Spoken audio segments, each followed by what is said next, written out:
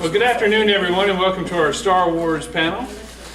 This basically is going to be just a few general questions to get opinions of hardcore Star Wars fans about the franchise and where it's headed, and just what we'd all like to see. If we have time at the end, I would like to open it up to some questions from the audience for our panelists.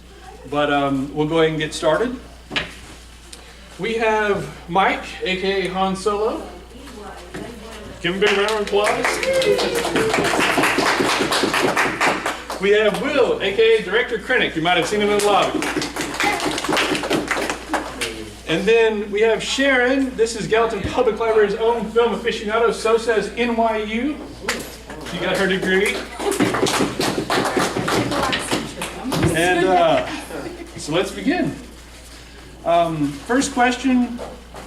What's your favorite Star Wars film to date and why? For me first, Empire Strikes Back. I mean, I know that's the go-to one, but for me it's the perfect blend of story, music, character development. It's a traditional second act of a play, which plays out beautifully. It's been criticized by people such as Joss Whedon, who ironically then creates his own version of Empire later on, as a film that is not self-contained. It has to have Return of the Jedi to come to a conclusion. But I think that's the beautiful part about it, is that once Star Wars accepted that it was going to be a trilogy, it's the perfect fit there. So for me, again, it just carries the weight. Plus the surprise twists we get. We okay? I know it's almost 40 years old now, so I think we're okay with to talk about some of those. Statute of limitations. Yeah, statute of limitations, spoilers. Yes, Luke is the son of Vader. So yeah, I think those things really play into it. And the influence that that particular film has had on our present culture today with respect to the development of the Marvel franchises and other movies lends itself to say that for me personally, that's why it's my favorite. Solid. Will? For myself, it's going to be a two-part answer, and the first answer is don't shoot me, please. The Phantom Menace, and here's why. Here's why. It's like, he's got the weapon on the table. Don't shoot first. So for me, Phantom Menace, the reason it's my favorite, for one reason, is because it represents a very interesting time when, I was 12 years old when I saw the Phantom Menace, and I was like some people that saw the original Star Wars when they were a kid. That's what it represented to me. It was cool effects and cool villains and a cool story, and I'm a little wiser now, so I can critique it just like anybody. But for me, it represents my generation of Star Wars. For me, just for me. And it also represents, and this is a little personal, but it represents a good time with my mom, because we got to go see all the original prequels together. So it's just a happy moment for me. But if I really wanted to give a popular answer, it would have to be a toss-up between Empire and Return of the Jedi. I say they're both for me on equal footing. I like both of them just as much. And then, of course, with all the newer ones, they make me want to watch all the other ones even more. Like Rogue One wants to make me watch A New Hope all the time. So Phantom Menace for sentimental reasons, and then just as an enjoyable one, episode 5 and 6. Probably. Cool.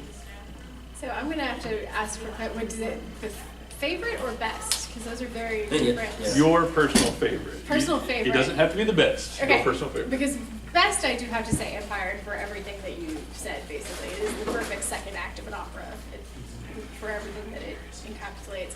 Favorite has got to be New Hope, and for very similar reasons as you said. Just the moment that I saw it as a kid for the first time, probably around 3 or 4, because my older brother was a giant Star Wars fan, so it was always in the house, the same way like Star Trek was always in the house because of my dad, or Doctor Who was always in the house because of my mom. It kind of came from every direction. So just getting to identify with those characters right from the very beginning and then grow with them. And I was pointing out to somebody the other day, because we have a new play in the lobby, I can hear 3 or 4 seconds of that movie anywhere and identify exactly what that is. And I've been able to do that for ages as well, and I don't know if that just means it's seeped so far into my consciousness that it's just a part of the map of my brain now. But I would probably say just for pure love and enjoyment, I'd have to go for the original.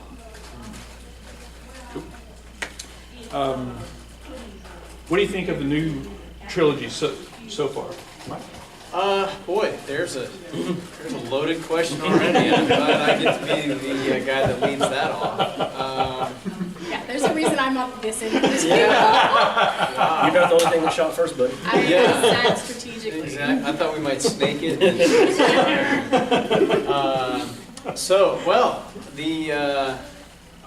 Personally,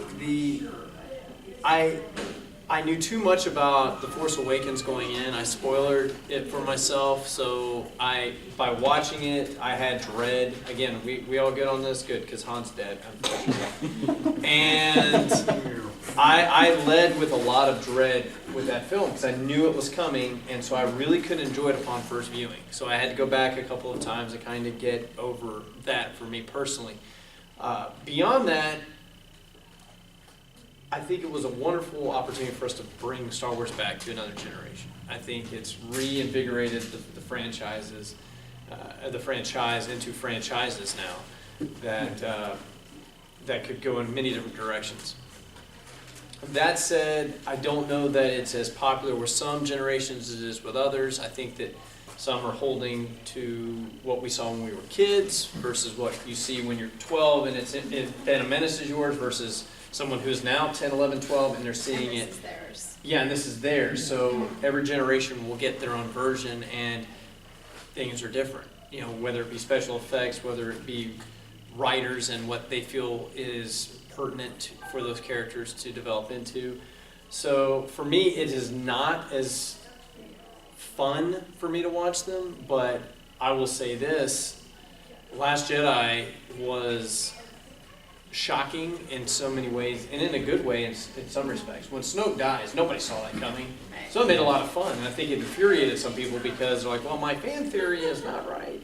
Right. And I've had 2 years for all this This theory I've been evolving for 2 years Right. into the void. Yeah, Nothing now. exactly. And I think social media has played into that a lot. Where we did not have. It's a very different community now than it was, you know, in the 80s or even in the late 90s. Like the way that it all disseminates around changes the way that we experience it as well. Oh yeah, Bantha Tracks. Has anybody ever heard of Bantha Tracks? That was the newsletter that was sent out in the mail, like real mail, not email or a text. And that's the only information you received back in the 70s and 80s was if you belonged to the Star Wars official news, fan club, and you got this little newsletter, and it told us things. That's how we knew Vader had fallen in a volcano. Yeah. Fighting Ben Kenobi. That's about all we knew. I mean, that was it. It was like, all right, I know that much information. And then, yay, George fleshed it out for us. Kind of. But, yeah, so I guess that's my long and short answer. Of He also fleshed it off, too. And limped it off. That's good. Really good. Well, I mean, let's be real. I mean, these new movies, they'll separate the households in some places. I mean, it's... for me personally, what my takeaway is for all of these newer films is I see a genuine love of Star Wars for everything that they do across the board. For me, it's the composers that they've got to do these movies. I mean, they feel like Star Wars movies. I mean, Michael Giacchino, who did Rogue One, I mean, he did an amazing job with not even copying what John Williams did, but making it believe it was still a Star Wars movie, even though John Williams didn't do the music. And I think Rogue One was the big test for, can we do a Star Wars movie that's not an episode Not film? part of the saga. Exactly, and can it stand on its own 2 feet? And boy, could it. Yeah. I mean, it excelled at it. And Force Awakens, I mean, I saw it 11 times in theaters, and I think for me it was all of the criticism about it just being a reheat of A New Hope, and I see that. I mean, I'm not blind to that criticism, but for me, it's a fun movie. It's a fun movie. It's a lot of fun to watch Star Wars, as it should be. So the fact that The Force Awakens is this kind of fun adventure movie where we're getting to meet these new characters and kind of new places. I mean, Jakku is basically Tatooine with a new name. Some cool lightsaber fights, cool costumes, all that stuff, and it's still got X-wings and TIE fighters in it, for goodness sakes. I mean, they still can't get rid of those. Millennium Falcon's still there. And, It's become a character unto itself. it really now. has, Yeah, and it's still around. It ain't going nowhere. Yeah, the music that was once called TIE Fighter Attack has evolved into being the Falcon theme. Yeah. So every time you hear that music, the Falcon has to be on screen, and when it appears in Last Jedi, Yeah, they use it. they use it, and it's basically, And much like what you were just talking about when A New Hope comes on, I mean, if I hear a cue from the music, just playing the music, I knew what scene's going on. I don't even have to be watching the film. Yeah. Last Jedi, clearly, a lot of divisive fans on that. I defend that movie to my very last breath. I probably spent more time defending it than I did praising it, unfortunately. Ryan Johnson, he's a cool, creative guy. I think that he made the decisions he made for a reason, and we should support that regardless of if we don't like them or not. I mean, he's trying to do it differently. I can't blame him for that. Right. So overall, I mean, I like the general direction they're heading in. Solo was another great outing for them, I think. And I think the future's pretty darn bright. So I can't wait. Awesome. I'm not really going to be diverging, as I enjoy them a lot. It's hard to really think too critically about it because we don't have the final set of this story. So that could still fall off a cliff. That could still happen. I don't think it will, because I think they've built a good enough foundation. But I am enjoying them. They are fun. I love the new characters, the new generation, and how it's still tying into everything that we still have. There are obviously things that are sad, like you're losing characters or sadly actors as we go. More than anything in the world, I want like Lando showing up in episode 9. Yeah. I want to know where he's been, what trouble he's been up to, and if they could like. Well, there's a pull- rumor, but it's I always know, rumor. yeah, it's always rumor. Yeah. But if they could pull Wedge out of mothball somewhere, like I know Dennis Lawson doesn't want to. Come on, man, just That's what we were talking for about. my little sake. But I'm enjoying them, and yeah, I was thinking about the music, Giacchino's score for Rogue One, and having it weave in all of those themes and then go off separately was just tremendous. That was like the first thing I took away from the first time I saw Rogue One was Giacchino was a god. Like, Well, I actually got more Giacchino's score on my phone than probably any other Star Wars. Yeah, it's So, fantastic. Which is weird. And obviously I am a fan of other things that come up as I am covered in ports today, which I just love. But I am enjoying them a lot, and I'm enjoying seeing, because I am a children's librarian, seeing the young generation who are, this is their first exposure to Star Wars, and seeing it be this new thing for them is really fantastic, because I see myself 30 years ago, and this is so cool, and I love it. Why do you think Star Wars has endured, and why will it continue to endure? Kind of playing off her answer there. Well, I mean, if they stay true to what it is, it's the hero's journey that Campbell spoke of. It goes back into every literary work, whether it,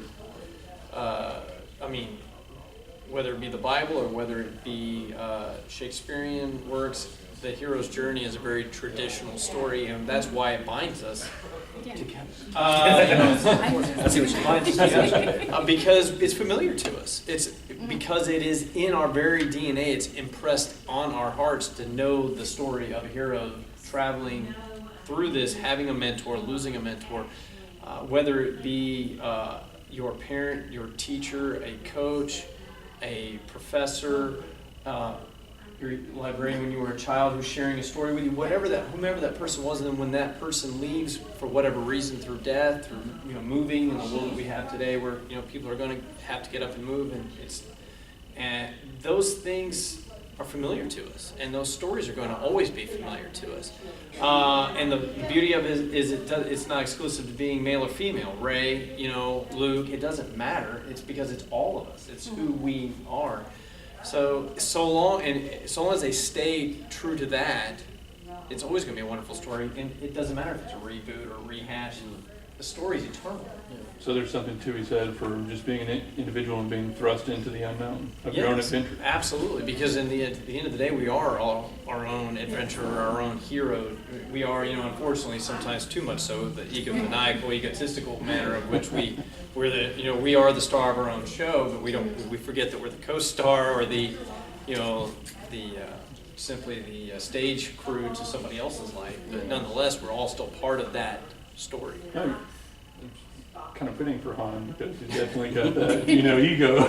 Yeah, absolutely right. And his, that's the great story to him is that eventually he comes all the way around to saying, I've seen all this now. I didn't buy into it. It was hokey religion. I've been from one side of this galaxy to the other, and now, it's true. There's more than all of it. More than just me. Yeah. Cheap tricks. And, Yeah. Laser blasters. Yeah. Well, there was a fascinating documentary that was done, I think, when they released Revenge of the Sith on DVD. It's called Empire of Dreams. It was included on one of the discs. And one of the interviewees they were talking with was Walter Cronkite. And he was talking about when Star Wars first came out. Something that really touched with me was he was talking about this notion of the movie was about mankind escaping his environment, and it wasn't about cultures, it wasn't about our geography, it was something truly escapist. And I think that's something that we, as a culture, we love to do, right? It's not about, we're not showing wars in Afghanistan, we're not talking about, a civil war that was in the United States. This is something purely fantasy, right? So the fact that we can find something that attaches us to it, being a teacher, librarian, veterinary technician. I love talking about Star Wars. I love it because it's almost everybody knows what it is. Right? And what was the actual original question? I forgot. How has it endured? Why has it endured, and why do you think it will continue to do so? Because of the fans. Because of people like me and you and y'all and everybody else. We keep this stuff alive.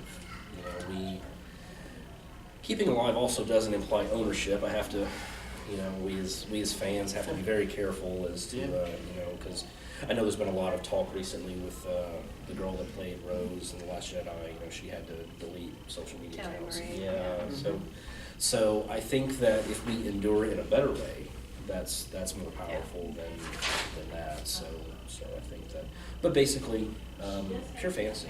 I think the fact that it doesn't have to be. It can be whatever you want it to be. It doesn't have to be what you see on the screen. Because the truth of the matter is, when The Last Jedi came out, I would talk to my friends about, I want to see a Star Destroyer come and try to blow up the island that Luke is on, and Luke bring down the Star Destroyer. Right.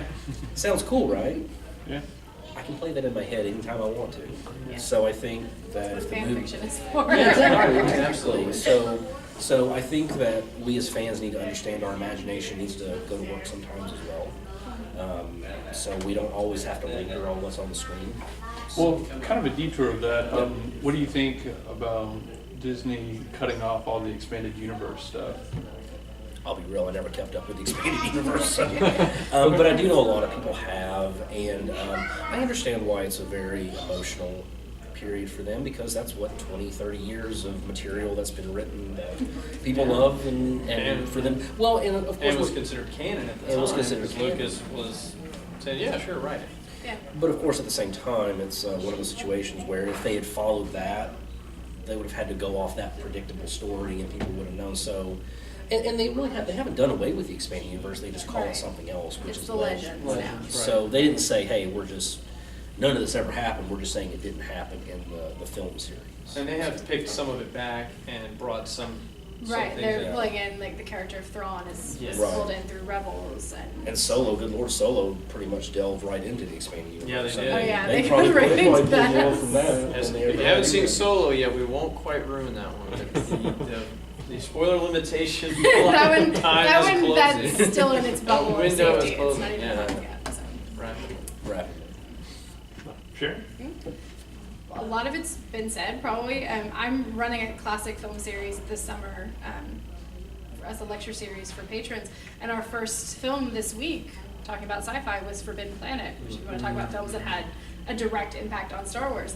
But talking about why science fiction was something that we still do and care about is, I do think it's probably the genre that has the most to say about what it is to exist in our world, what is our place in the universe, and what it means to be human.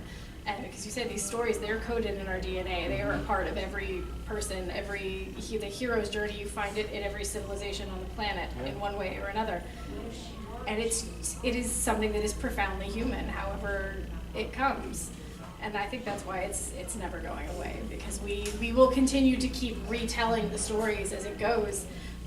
But if you think about stories like, King Arthur and Robin Hood, those are hundreds and hundreds of years old, those stories. We keep telling them. There's a new Robin Hood film this year. There was just one a couple of years ago. It doesn't matter. We're going to keep going back, because every time we keep telling that story, it means something different to the time that we're in. The Star Wars films, they're very good at expressing what's going on in the world at that time. The late 70s, that was something that, these big autocratic things, powers that we can't control. The late 90s, there was a different kind of power, these shadowy governments.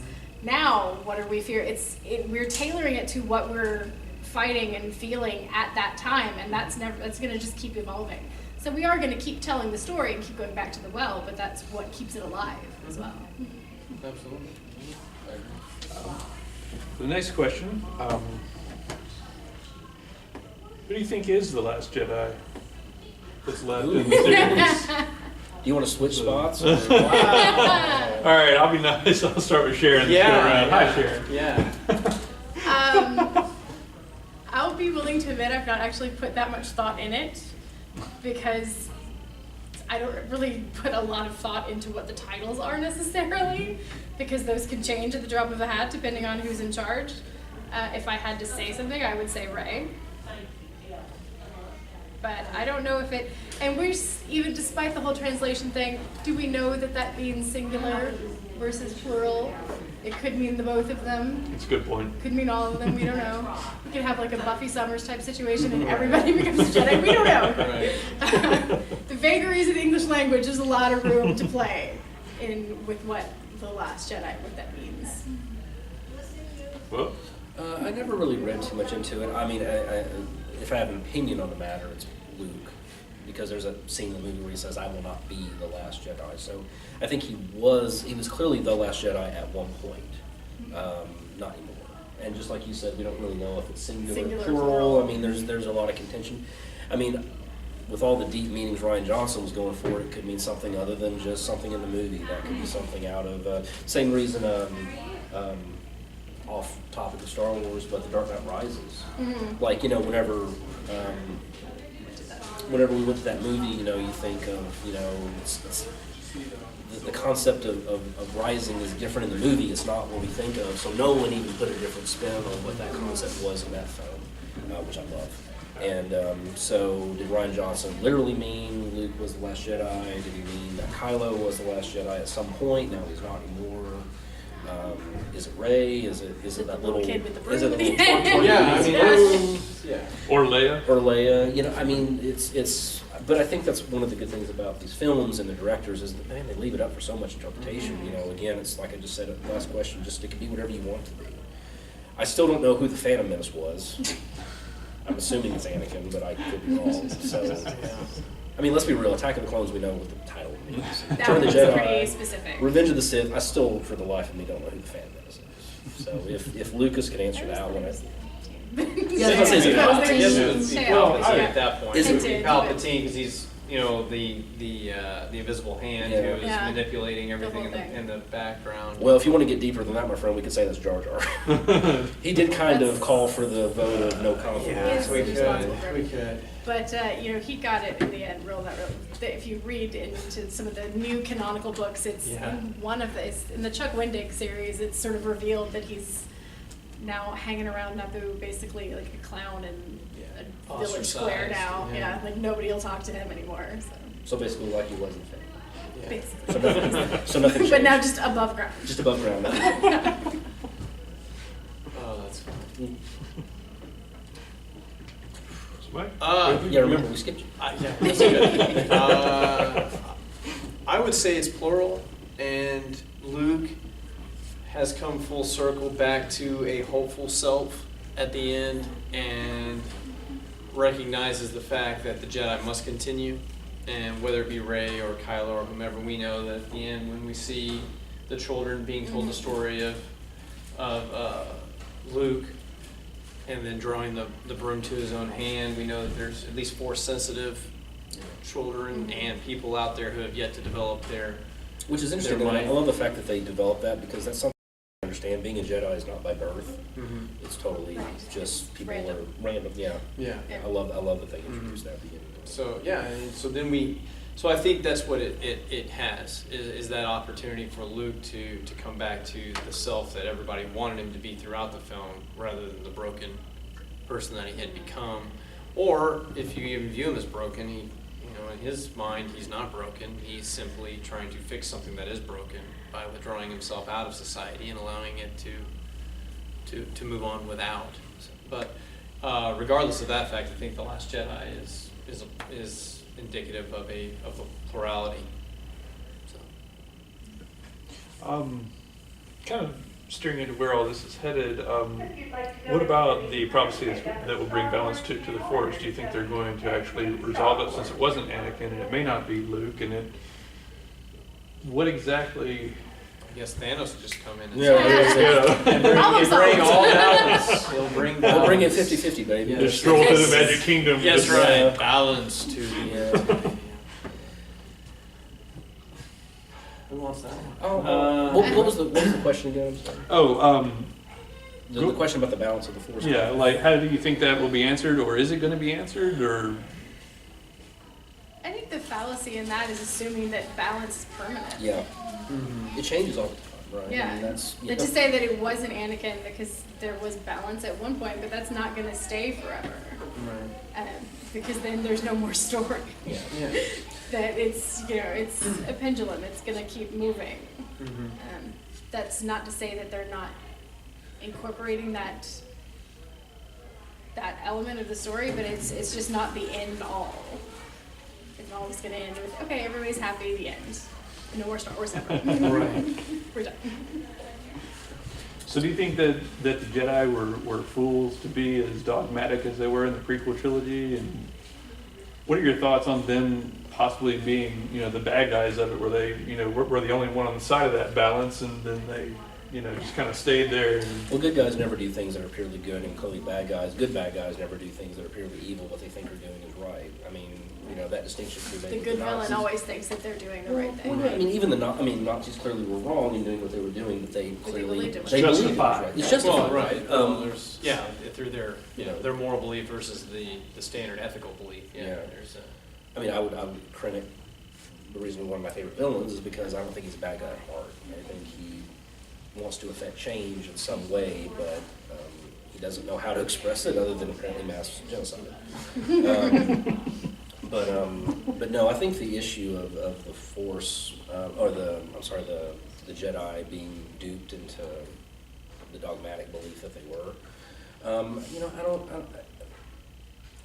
because there's this whole thing of them policing the galaxy, is it up for them to police the galaxy, or should there be some other form of protection? Because, based on the Phantom Menace, the whole thing was to talk about trade routes or protect trade routes or something. Mm-hmm. So I don't know if I don't know if that could be commerce cops. Yeah, commerce cops. Yeah, that's right. Rent a That's cops. basically what they've been delved into. So I don't know. It's a good question. Clearly you've got people like Yoda, or whatever he is, and then I think he's one of the few true-blooded good people in the Jedi. Because he's also not human, and I think that's the important part. Well, he'd also been around for 800 years at that 800 point, so he probably saw a majority of the last time that the Sith were around. He might have seen this all before. Yeah. So. Just kind of a lighter, casual question. How much would you actually pay for a real lightsaber? I don't want the Okay, responsibility of question. having a real lightsaber. Mine. in my When you house. say so when you say a real lightsaber, do you mean a functioning lightsaber or a real lightsaber that was used in the movie or? Functioning lightsaber. Functioning. Yeah, I real don't think I got a lightsaber. Yes. How much would you pay? I'm gonna ask the audience now. I think it's a good audience question. How much would you pay for a real lightsaber? How many are they making? 500. That's a good question. How many are there? How limited Oh, are Limited edition. that's a great question. Yeah. Limitation. You're the only one on the planet to have The one. Target exclusive lightsaber, yeah. How much? Well, debate on That this. puts a lot into it. Huh? Yeah, I dropped too many knives on my kitchen floor. I don't want a lightsaber in my house. Yeah, I might. Yeah, well, that's the Lose problem. toes. Would it keep going if you're in a two-story? I've always wondered that. Right Keep through. going. A, how did Then the you lose Sith it. in It's the in the Jedi floorboards. never cut off their own limbs by accident, and B, whenever they leave gotta their train a hands, lot. it just shuts off, and I'm just like, there's got to be something there. Well, I saw somebody's really fantastic joke cartoon of one. It was like not understanding why if two Force users are in a duel, why they don't just use the Force to turn each other's lightsabers off. Like on and off, click, click, click, click, click. You First of all, that would make for a very boring Yeah, film. what would, Smart. the answer actually is because there is no switch. They messed up in Force Awakens and showed them push that Push a button. button. They never did that in the original movies. There's a No. crystal inside. If Yeah, you watch about the crystal. original Clone Wars or which one has the cartoon where they have to go to the cavern and Yes. get their Force crystal Yeah, and the build their own crystals, lightsaber. So that's why you can't control another person's lightsaber. It is yeah.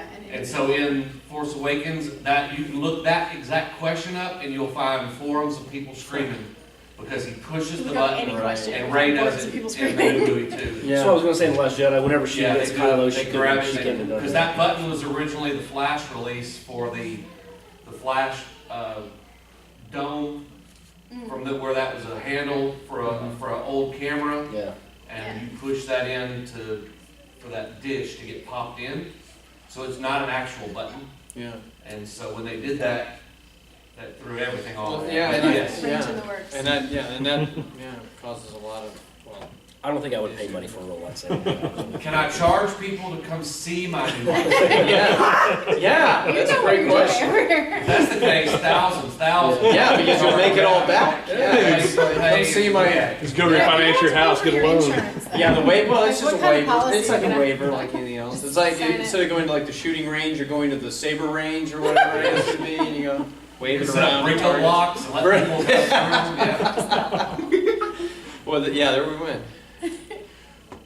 Do you think that they will bring Leia back by recasting or CG? No. And No. which one would you prefer? Not bringing her back. This is going to be No, a hard, I can see. hard plot to manipulate now, honestly, because there was every intention of her being critical to 9. So Yeah. the fact that she's not in any way, form, or fashion going to make an appearance is going to make the story different. So now, Her death is going to the- be covered off screen, I'm sure. It's because they've already said that the next one I think took place 5 years after The Last There Jedi. is, yeah, there's some kind of time. Yeah, So, they're having to. I'm do some venturing manipulation. her death will have happened off screen. We may even pick up the movie with her funeral of some kind. I'm assuming. Yeah. I think it would also be a nice gesture to have Han's funeral in there too, because we've had 2 movies where we kind of haven't. Yeah. Some sort of note that there's Oh, by the way, a Han Solo dual died. memorial. Of Yeah. some kind. Yeah, that would be. Because there was even I talk would of them like doing that. Even later to rest beside him. Yeah, well, there was even talk of in The Last Jedi there was going to be a funeral on Corellia. Yeah. That was a notion that got kicked around. Too. I thought that was kind of from set photos of what ended up being Canto Bight. Of Yeah, it that and was. thinking that was They were what thinking we that was were seeing Corellia. and just Yeah. completely Which, based on disagreeing Solo, with that is definitely not what Corellia looks like. No, really is a pretty rough place. that. But it's a shipyard. But no, and I think Lucasfilm's already gone on the record saying they will not do her likeness in any form or fashion, which is And they're not going to recast Yeah. like the because there was a Yeah. big rumor about Meryl. Meryl, Yeah, I know. Meryl Streep. I'm like, no. I was like, No. we're okay. I You'll don't be think the so. first one to say, "Are you freaking kidding Yeah, me?" I don't think so. Yeah, However, there's no she does steps look involved. kind of maybe like she And could they're be- very good friends as well. Yeah, so I mean, I That'd get be a it. hard. Yeah. Well, for the fans, it would be a hard pill to swallow. I think Meryl would do a great job in the role. I mean, she's how many Meryl Streep Oscars? can do wins? anything. Yeah, so. But yeah, that's a. But yeah, I thought I thought when she got shot out of the ship, I was like, okay, well that's it. Yeah, that would have Right. given them an out. Yeah, and then she survived, and I was like, well, okay, you guys got a harder hill to climb now because you Right. put that in there. Like, Yeah. better make it They good. have some Yeah. escapes opportunities there. Well, and I think going back to a former question, to some extent, what I think the only thing, one of the things I think the present trilogy is suffering from is there is, and critique the heck out of prequels as much as you want. You still have Lucas as the mind, and there doesn't seem to be a, for lack of a better word for TV, but a showrunner. Mm-hmm. So if you turn over the idea to just the director each time and go, write your own story, then everybody is left to go, oh crap, I've got to now fill in or change or, make this work. Mm-hmm. So if Rian Johnson takes a hard left turn, then the next person has to go, okay, what do I do with that hard left turn? Now that, because there is nobody like Lucas, now, and we would go back and criticize all we want to, because honestly, they were still writing stuff on the fly. Luke, Leia, siblings. That obviously had not been hashed out yet in Empire, so you have to wait 3 years. They didn't know that Harrison Ford was going to return for Return of the Jedi, he was literally in stasis. He literally was, because they didn't know if he was going to come back. But you still had the hive mind of Lucas and Gary Kurtz and Marshall to still try to, Kennedy and everybody else who was involved back then. To still figure it out. Now, without Lucas, and they're giving it to each director without somebody who's screenwriting it each time. Kasdan wrote Empire. He wrote technically Lee Brackett, but we know that it was actually Kasdan. Kasdan wrote both Return of the Jedi and then you had directors that were different, but they had to follow the plan that was already laid out. When for me, and again, sorry for the aside, but right now, that's kind of something I'm struggling with in Hollywood, is that directors are given so much leeway that they can write and direct their own films. It's kind of like songwriters. Some people are just really good performers and they shouldn't write songs. Mm. Some people are great songwriters, shouldn't perform. And then sometimes you get one that's both things. Mm-hmm. They can do both well. But I think that, what's that? Not everybody is. Right, and I think that when you start giving people too much reign in that, but again, Lucasfilm said they loved it, so they went with it. Like Last Jedi. So I think, but I think if you got to have like one mind that's kind of saying, or two minds. You need a Kevin Feige. Yeah. Yes. Marvel Cinematic. Right. And somebody who can catch the saber thing, for example. Yeah. Kevin Feige would say, no, you can't do that with the saber, because he's, he is kind of Lucas Jr. in some respects. That's why we were talking about Dave Filoni possibly being the show. Right. He's got so much invested in this universe and that. Yeah. Oh yeah. So I think that's the only thing for me that I think that's what's missing to kind of bring it into a coherent coherent storylines. I mean, if they've got anybody close to a showrunner, it's probably Kathleen Kennedy, because she clearly has. She works very closely with all. I mean, apparently she had a very good working relationship with Rian Johnson. That's why they kind of gave him all this free reign to do stuff, which is great. Mm-hmm. But yeah, I think she's probably the closest thing to a showrunner that they've got. And that kind of steers me into my last question with Rian Johnson, when he received the new untitled standalone trilogy. Where would you like to see that go as a brand new thing? Just your opinion, imagination, go with that. I mean, I think collectively almost everyone would probably say Old Republic. I mean, people have been praying for something in that realm for years. Something Old Republic or something. I mean, I think something that needs to be removed from the Skywalker saga.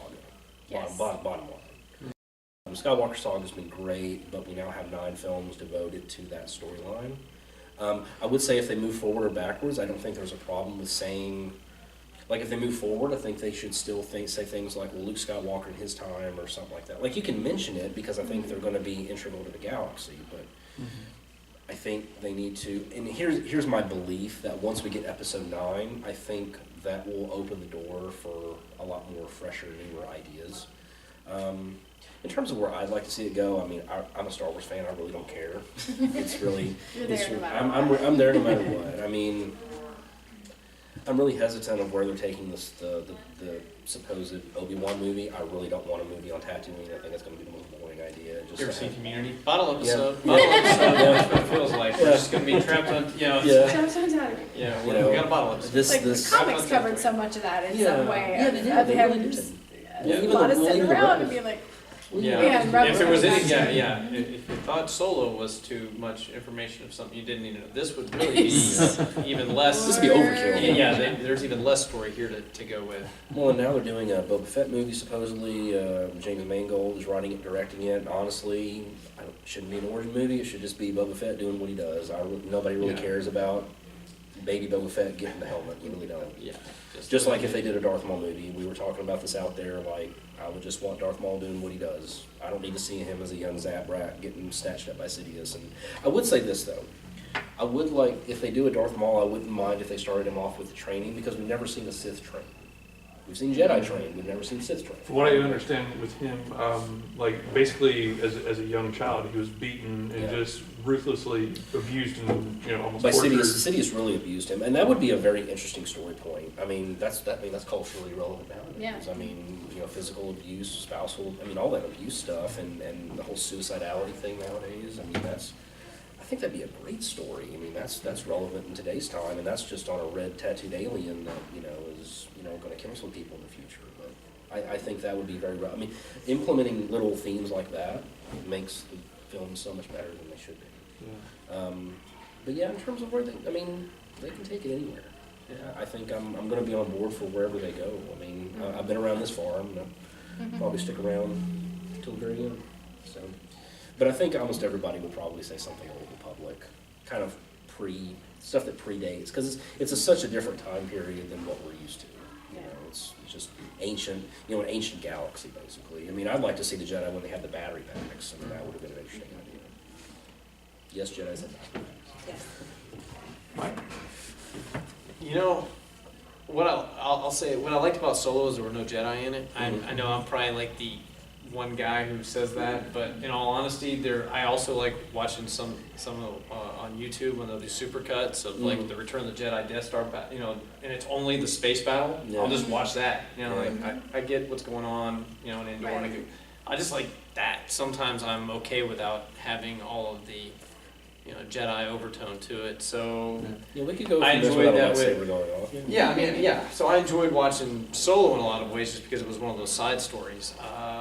And I know that a lot of that can be explored through novels and et cetera, but if you're going to put it on film, and I know the recasting of Solo, there's been a lot of argument with that, but if they're going to go and start recasting characters, tell me what was the incident at Ord Mantell. I'd love to know what changed Han's mind that now he wants to lead the rebellion.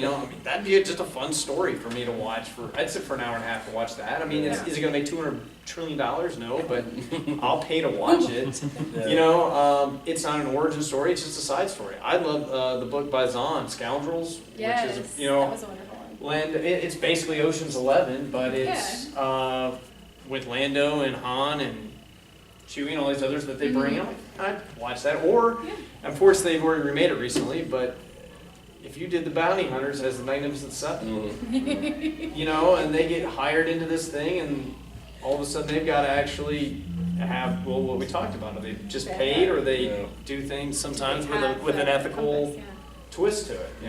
Who knows? But yeah, we finally get Boss because Kaz didn't want it in bad and couldn't get him in. He kept getting ripped out of the sky. In Solo, someone in the audience said, "Did she just say boss?" Yep. And then it was gone. Yep, she did. He also said Order 17, which I thought was great. Yeah. Well, Paul killed her. Oh, Paul okay. probably had something to do with that. Let's be fair. Yeah, but that'd be for me. I think that'd be fun too. To just invest in some of those either in between years or just completely just random stories. I'm okay with that. So, side thing from Solo. So, you were talking about not having a Jedi or whatever. Yeah. So, am I the only one that thought Maul igniting his lightsaber was totally ridiculous? In the movie? Yeah, I thought that was a little heavy-handed. You get that great shot though. Yeah. You do get that great shot, but like You do get a great shot, but it is a little heavy-handed. I think she already is 'Cause he- aware. 'cause he I think gets- she's already aware of his might, and that what she's done already to get to that place. She's pretty familiar with what you got to do to take That to somebody me, down. that to me felt like the only shoehorn thing in the movie. I was like, cool, but Yeah, I didn't mind seeing no that. presidents for doing I that. didn't mind seeing that. But Yeah. yeah, it was cool because you got the light on his face and then the dual. Well, I was thinking face of the thing. light on in her eyes. Oh yeah, Yeah. she had the You light got on. the, Yeah, okay, that's true. The reverse That's shot good into point. her face, Yeah. and it's red. So, That was a okay, so fantastic maybe- shot. so maybe Like, there was I didn't even realization. care about it. I was like, oh, that's good. Yeah, so maybe there was a reason. Showing who she has become, or who she always Or has she's been. going to. Yeah. That'd be like, I want to know what's her next chapter. Yeah. That'd be good. Mm-hmm. Sharon? Where would you like to see it go? Oh, where's the question? Old Republic would be good. I wouldn't mind doing something that's like Rebellion era, but just then move way laterally. Like what's going on somewhere else at this time, like what's going on Dathomir at this time, or something else that's could weave in and around it, but it is a separate story. One of the books that came out for the 40th anniversary was called From a Certain Point of View, and it's a collection of 40 essays, or 40 short stories from 40 different authors of like background characters or tertiary characters throughout A New Hope, of what's going on, what's their story while A New Hope is happening. And some of them are fascinating. Like you get the story of the red R, is it R4 or what was the red unit?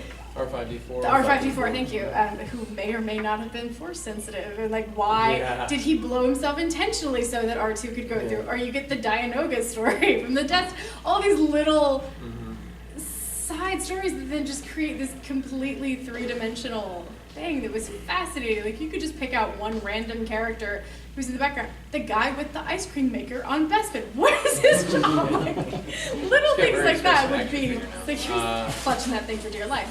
Those would be neat things. They do. Or Lobot. Tell me all about Lobot. I don't care. Like you said, no matter what it is. Oh yeah. Read the Lando miniseries. Yes, I have to. Miniseries, yeah. That does tell us, which is sad. Oh god, yeah.